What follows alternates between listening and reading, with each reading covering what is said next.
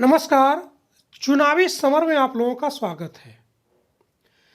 उत्तर प्रदेश विधानसभा चुनावों से पहले भीम आर्मी ने सीएए के मुद्दे पर हमला बोलकर यह साफ कर दिया कि आगामी चुनावों में संगठन सीएए के मुद्दे पर भी भाजपा को बेनकाब करने की कोशिश करेगी। दरअसल भीम आर्मी प्रमुख चंद्रशेखर आजाद रावण ने जिस तरह से सीएए के मुद्दे पर मोदी सरकार के खिलाफ हमला बोला था वह जग जाहिर है। उस वक्त चंद्रशेखर की आवाज पर दलितों की एक बड़ी आबादी सड़कों पर उतरकर सीएए के मुद्दे पर मोदी सरकार के खिलाफ आवाज उठा रही थी। हालांकि कोरोना के कारण सीएए के खिलाफ होने वाला आंदोलन कमजोर पड़ गया, लेकिन भीम आर्मी ने जिस तरह से फिर से सीएए के मुद्दे पर मोदी सरकार को घेरा है, उससे उत्तर प्रदेश की राजनीति गर्म हो गई है।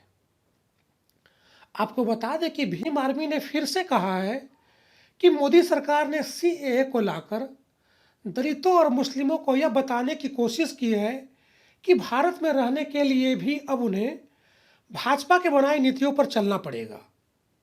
संगठन ने कहा कि जो पिछड़े आज़ादी के बाद से लेकर आज तक किन्हीं कारणों से लोगों का शोषण का शिकार बन रहे थे, अब सरकार उन्हें कानूनी रूप से शोषण का शिकार बनाने की तैयारी में है।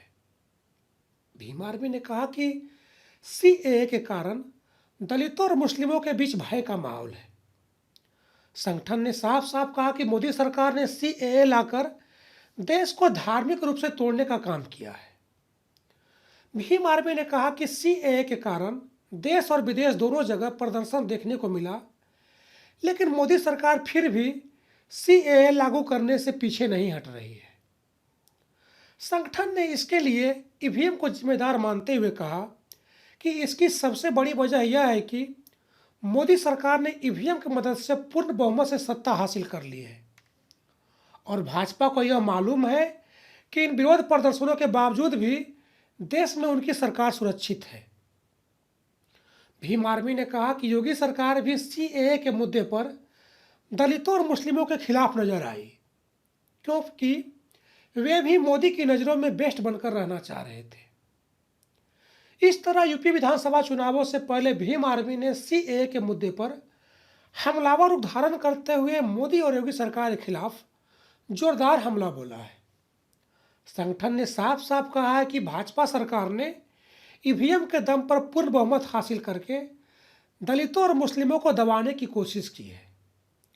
ऐसे में आगामी चुनावों में यही दलित और मुस्लिम समाज के लोग भाजपा को सत्ता से बेदखल करने के लिए मतदान करते हुए नजर आ सकते हैं। सीधे शब्दों में कहें तो भीम आर्मी ने सीएए के खिलाफ हमला बोलकर योगी सरकार के लिए खतरे की घंटी बजा दी है। धन्यवाद।